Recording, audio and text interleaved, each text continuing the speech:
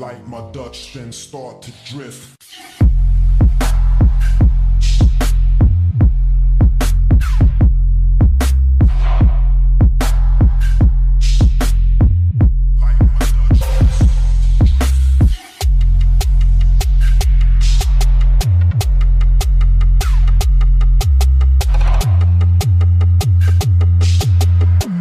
Like my Dutch then start to drift. Originally this car's put out was 200 horsepower from factory, but as you can see it's had a lot of changes since then.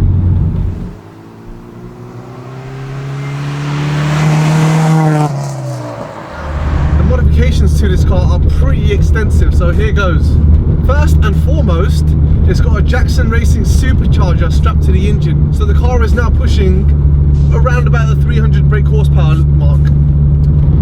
It's got a custom fabricated titanium exhaust system which sounds great in the low rev range, and if you get it up to the high rev ranges it absolutely screams.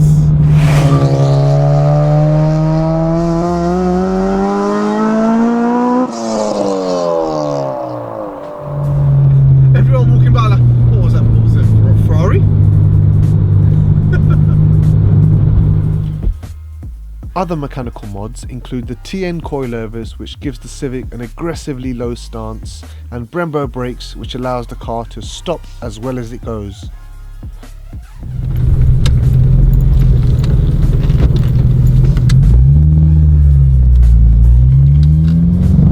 I was saying hello to someone else with a Honda Civic as well.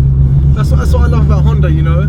The people that own Hondas, they're very friendly, you know. They're a bit of they're very laid back, and you know they like to have fun. VTEC! That was a car screaming, not me. That was the VTEC. Now, not only the mechanics of this car has been extensively modified, but also the body. As you can tell, it does not look like a standard Honda Civic Type R. It sits on 17-inch chrome alloys, which look absolutely fantastic.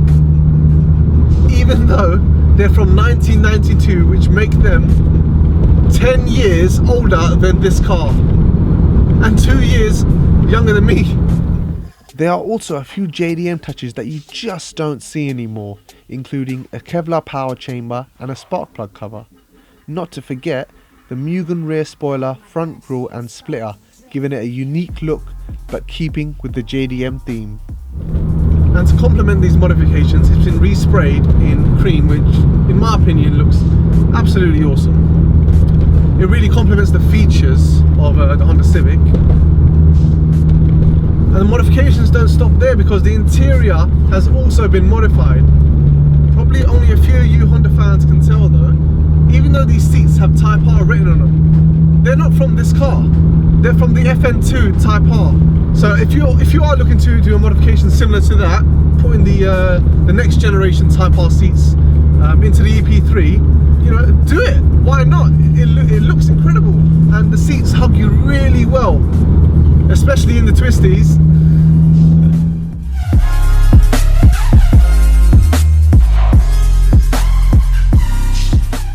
Now, this Honda Civic is actually the second generation Type R to be made.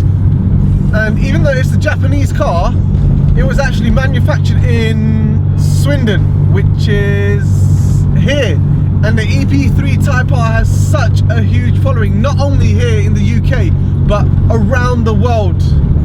Now, the FN2 Type R, which was the Honda Civic to replace this car, wasn't that well received here in the UK, due to it being down on power compared to the Japanese market. Yes, the chassis was 50% more rigid, or you know, whatever. It doesn't change the fact that to Type R enthusiasts, you know, it was a bit of a disappointment. And I remember watching an episode of Top Gear, which they actually compared the EP3 Type R, which is this one, and the FN2, which was the next generation. The EP3 absolutely creamed the FN2. And then I think a lot of people got put off the FN2 after seeing that. And to be honest, the FN2 isn't as striking, or it doesn't look as good as the EP3. That's my opinion anyways, you know, people are entitled to their own opinions. Now, the new Type R that's just come out, wow. That thing looks so overly aggressive, it's not even funny. And the thing is, I love it, you know? You don't get cars these days with like overly wide fenders and aggressive big wings, you know, like you did in the 80s and 90s. And to be honest, you know, I love it. I love the way it looks, and I love the way, you know, it sounds. It's actually turbocharged now, you know, compared to the previous generations, which were all naturally aspirated, which is, I think, is a good change, because the modifications you can do to that car is limitless now, you know. And for those of you who don't know, the new Type R is actually the fastest front-wheel drive production car around the Nürburgring in the world right now. That's absolutely incredible. Yes, we all know that the Focus RS is coming out next year, and everyone's waiting on that. But to be honest, I think that the Honda Civic is the one to get.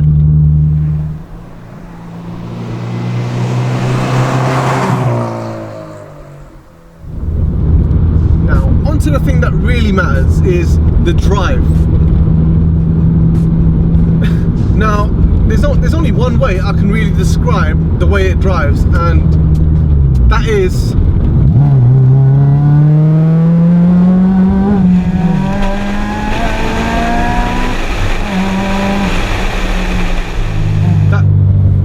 that pretty much sums it up, I guess. Nah, I'm joking. I'm quite surprised. It handles really well. It picks up the speed like that. The throttle response is great. The power is very mid-range due to the supercharger. Now, putting this much horsepower in a front-wheel drive car is worrying due to the possible torque steer. And to be honest, it's not as bad as you would think. Yes, it does pull to one side when you really plant your foot down.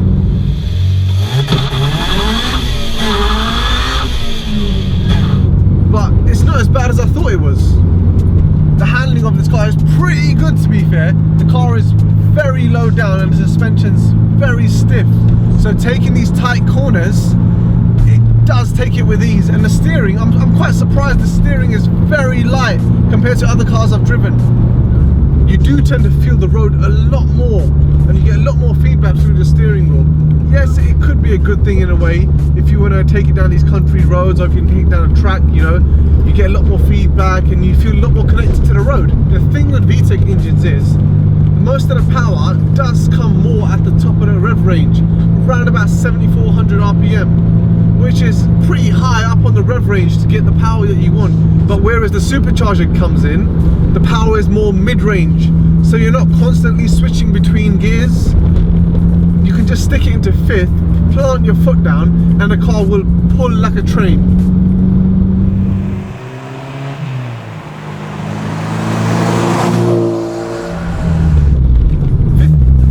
Fifth is a bit of a tricky one. You would think it's right and up, which it normally is on 6-speed gearboxes.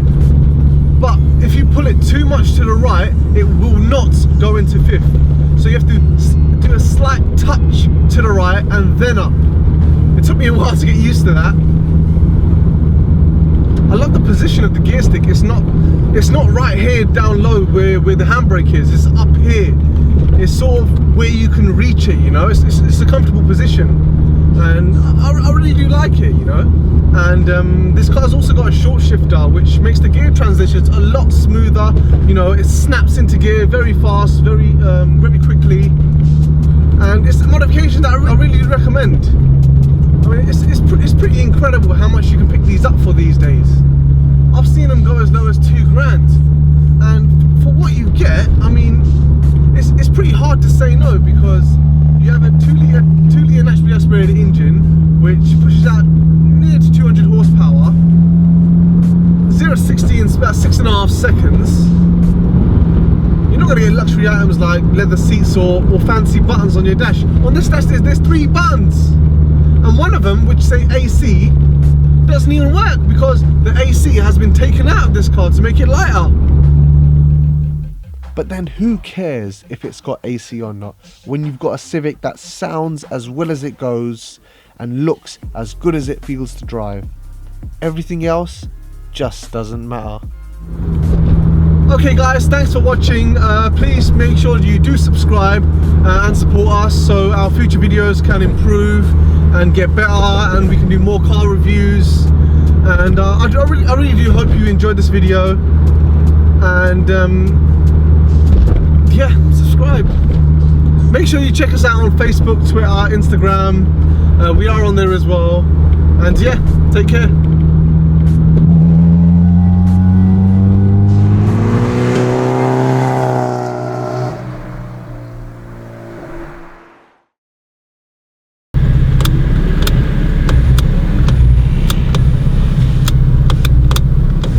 Okay, it doesn't go by itself then.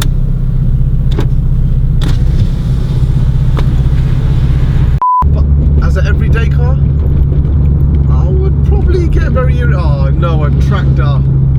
I'm gonna have to come back this way. Goddamn street tractors. Now Honda doesn't have luxury items in their cars like massage seats and a little gadget that comes out of the steering wheel to scratch your balls.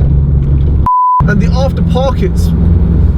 After pockets? What the f is that after pockets? That was fun. But if it's driver involvement you want, the 6-speed manual is the one to get with its positive and accurate shifts.